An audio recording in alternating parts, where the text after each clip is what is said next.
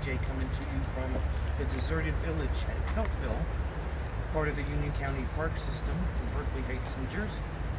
So we're going to check out all of the deserted buildings. So come along. So here we are walking down the trail towards the Deserted Village. All the parking is up top, and then we have to walk down the hill to get to where all the buildings are.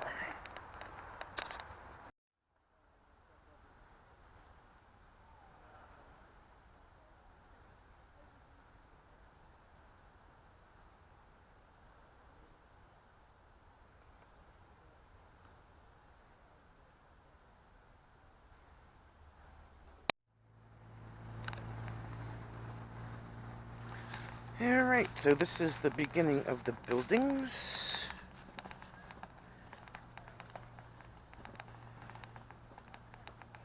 I believe the house on the left here is considered a residence. So that's not part of the village. And we continue walking down the trail here. So the first building that we come upon here is one of the three special buildings. This one here is the school. The gentleman that started this village, his name was David Felt, and he constructed the school for the children that lived in the village near the entrance, which is now the parking area. Sarah Felt Toby taught about 15 kids in this school.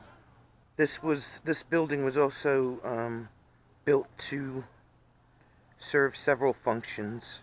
The first floor was a store, the post office, and a storeroom, while the second floor was a chapel for religious worship. The residents shopped at the store and picked up their mail and everything else like that there, and then the clergymen of various Protestant religions preached at the church. And it's just, there's a little map over here that shows you what the floor plan is. Yeah, is that a well bucket? No.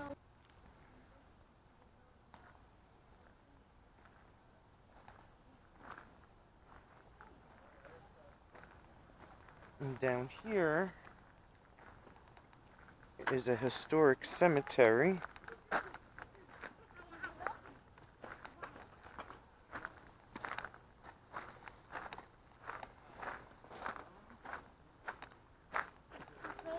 Around the back of the building.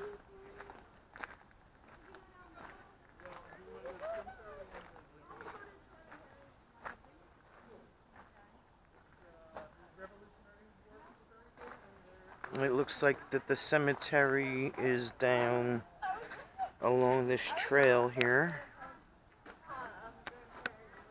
along where that little bridge is, and down along the back here somewhere, and all the way back there. If you can see that little tiny white sign in the back, that's where the cemetery is.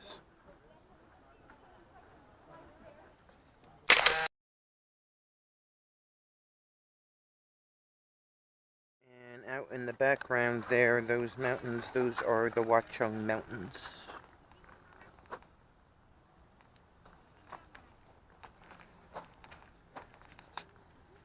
And onward down the trail we go. Feltville was developed in 1845 on land that was bought from the Wilcox family. It was a company town, self-contained industrial community. Had a water mill, the mill owner's mansion, housing for the workers, a church, company store, separate buildings. So it was self-contained. Everything you needed was in the town.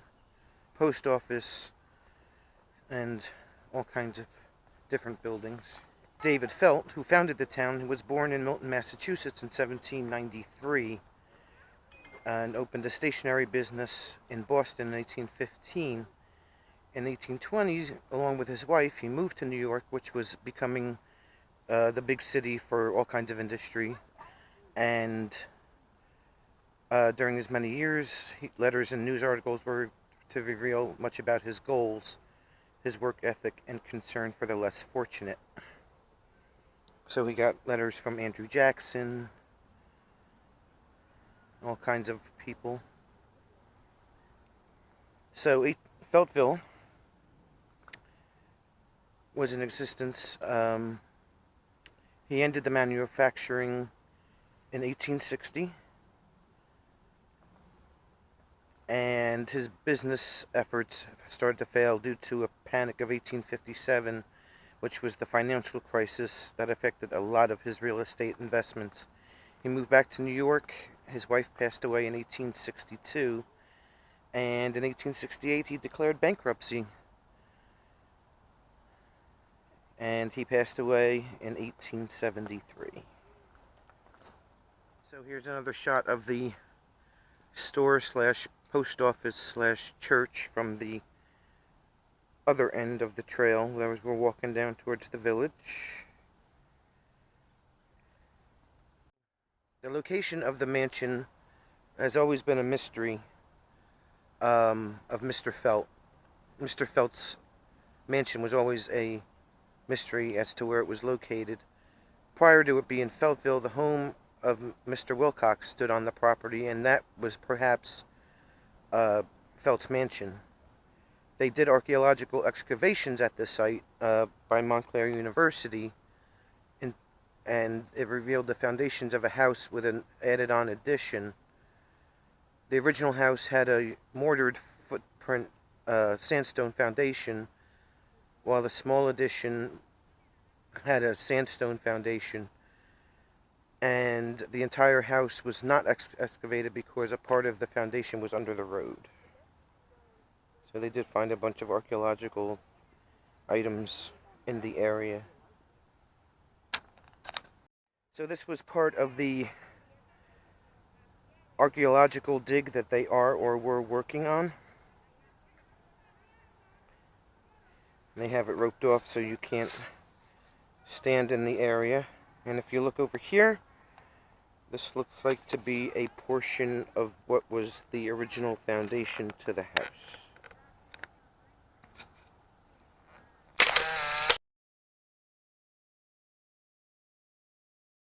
So in 1850, when they did the United States Census, it documented 172 people that lived in Feltville, including single male and female workers and married couples.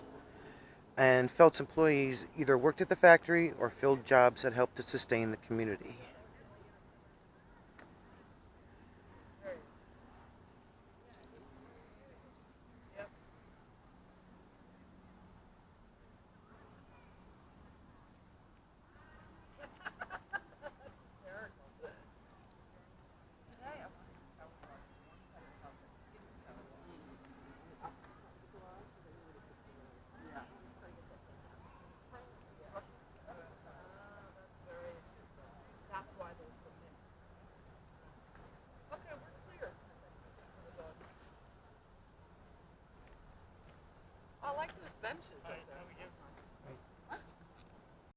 So Feltville's population consisted mostly of Irish, German, and English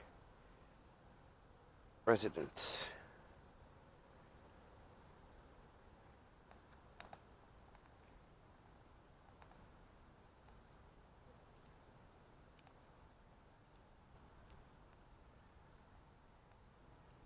And David Felt wanted to create a utopian community and desired that the workers should have pleasant lives that were free from problems and ills of the city.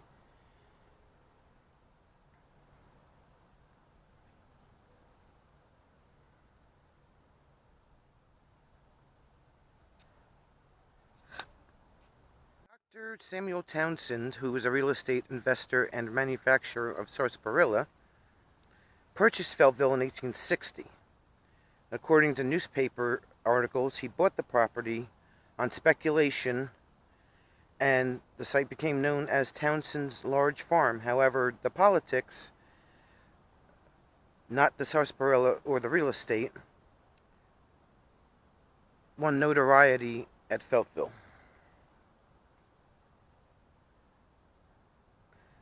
So New Jerseyans also had a close tie to the South during the Civil War, and Townsend described himself as a radical abolitionist and an engineer on the Underground Railroad.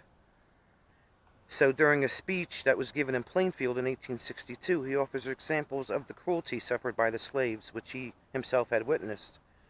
He supported President Lincoln and the battle to preserve the Union.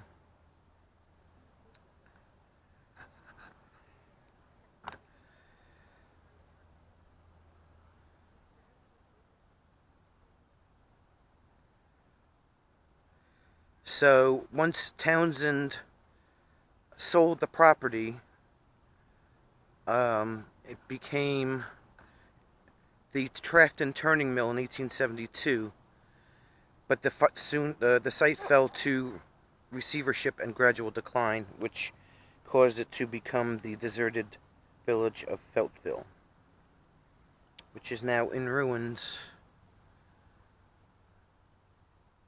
as you will see in a little bit. So check out the drop off of this cliff. This is behind one of the buildings. There's a bridge that crosses over to another trail down at the bottom. You can see how tiny the people are. That's how big of a drop off this cliff is. And then the bridge covers a creek that goes off here.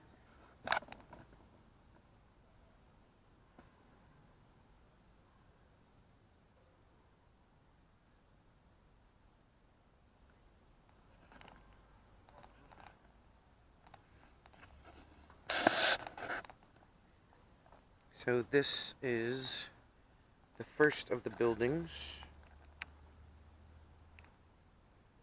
You can see how super run down that it is.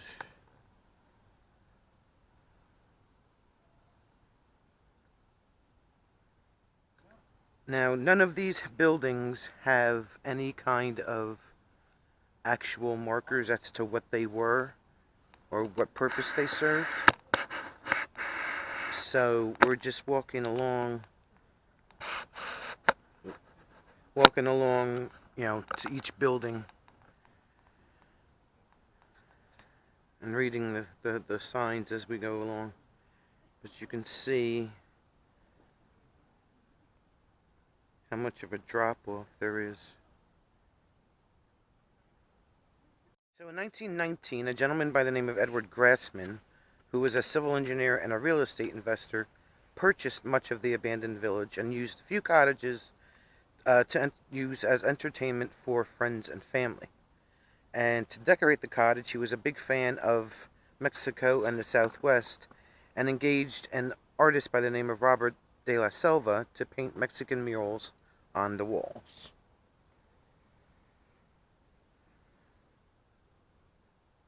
Now, after the Union County Park Commission bought the village and rented out the houses, the walls of this cottage were covered with wallpaper, hiding all the murals. The art was rediscovered when the wallpaper was removed during a renovation in 1975.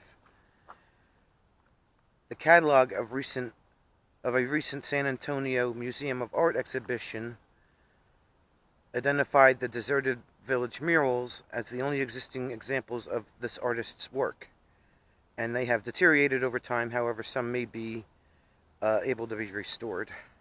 So these are the only pictures that are left of what the murals look like.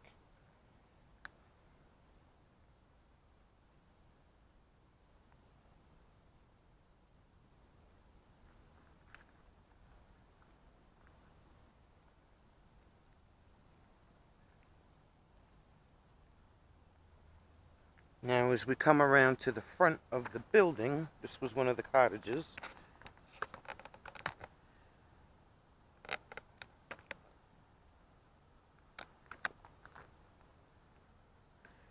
Again, you can see how run down that it is.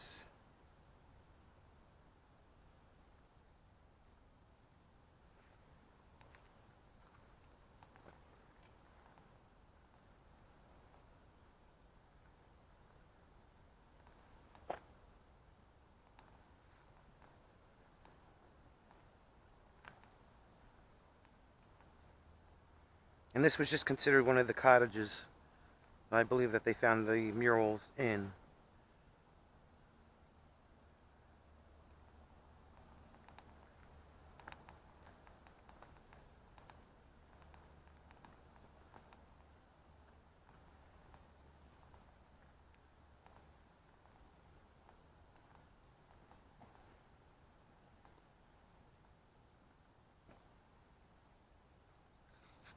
And this is a second cottage.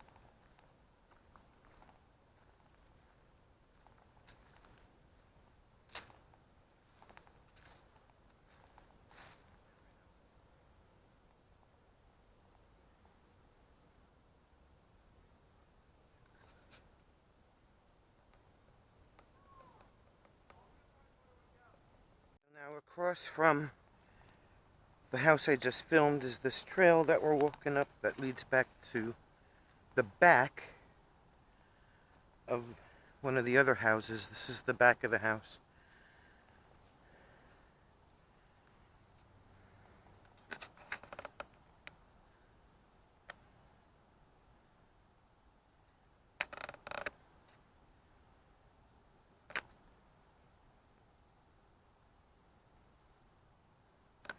And then there's another one over here.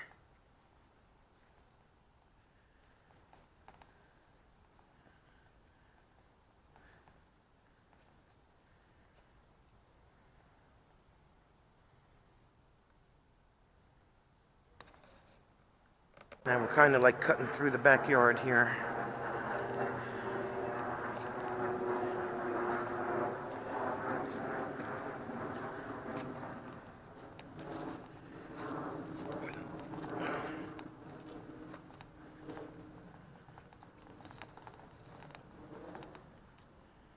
Alright, so now we're back on the top road.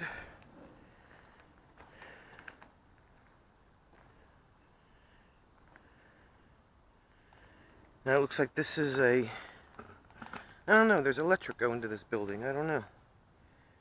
Because the light is on. And it's got a mailbox. So I don't know what's the deal with this. I don't know if it's a office of some sort or whatever. But on to the next house. So in 1882, a gentleman by the name of Warren Ackerman, who lived in Scotch Plains, sought an opportunity to develop a middle-class resort area by turning Feltville into Glenside Park. It had nearby rail service, which everybody would have been convenient for people coming in by train. And the duplexes were converted into single-family cottages, and dormer windows and porches were added. It was not electrified until the turn of the century, but he added lush landscaping and recreational amenities like golf, tennis, and croquet.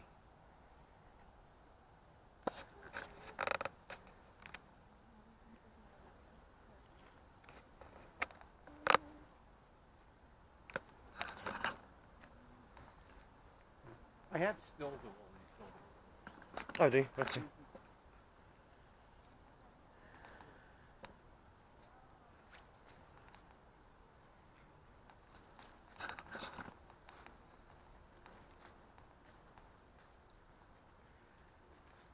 And as you can see, the porch, the floor of the porch has given in.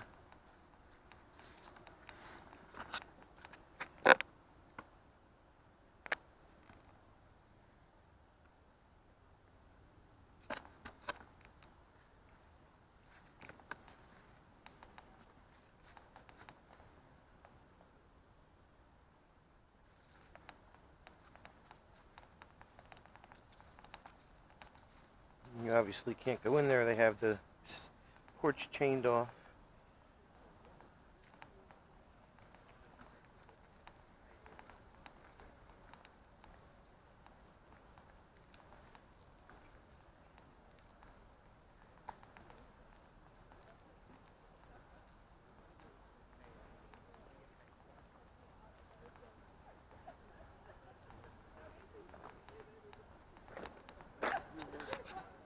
Look at that trunk. That is a beautiful trunk.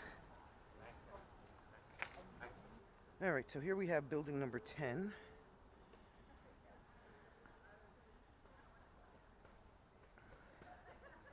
Looks like the chimney's in halfway decent shape. That's about it.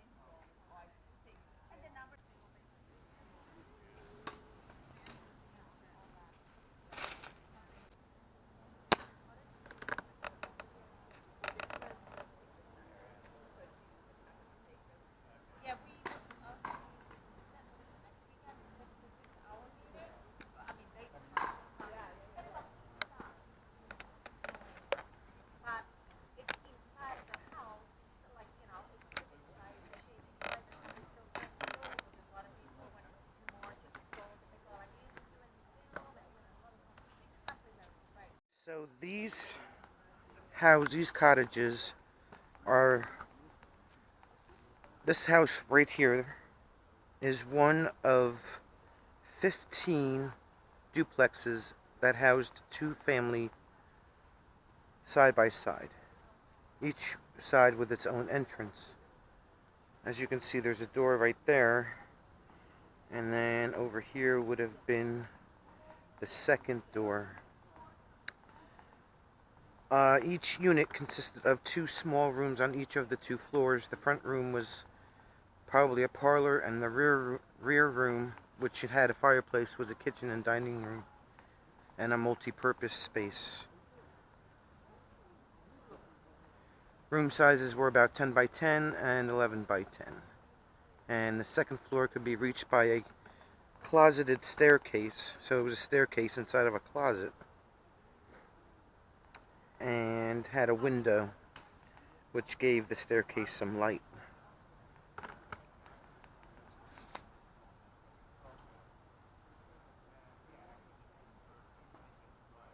Alright, so this is Masker's Barn. They actually rent this out for parties and events and weddings and stuff like that. So this is the one building that is actually maintained by the county park system. But it was at one time a barn.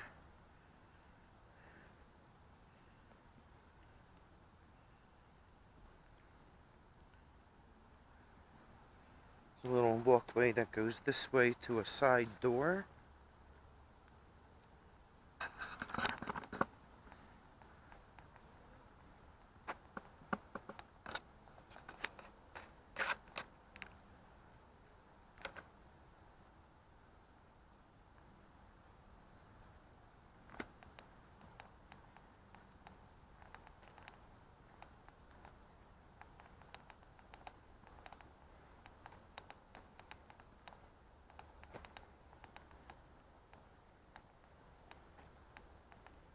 That's the side door of the barn.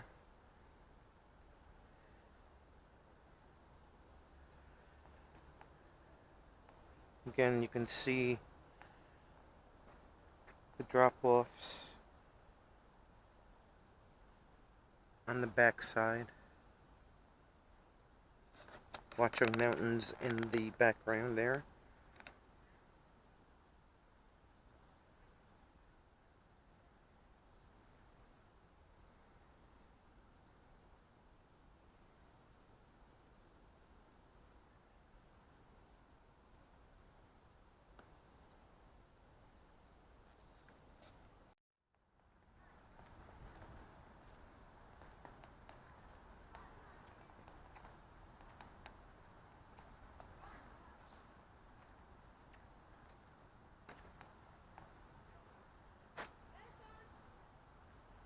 Really cool little wagon.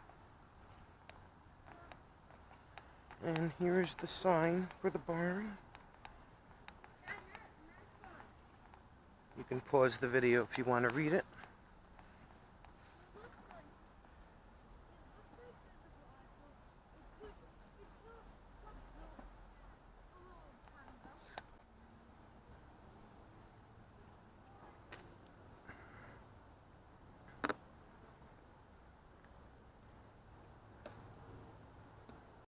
Enjoyed this tour of the Deserted Village of Feltville, which is part of the Union County Park System, which is now Berkeley Heights, New Jersey.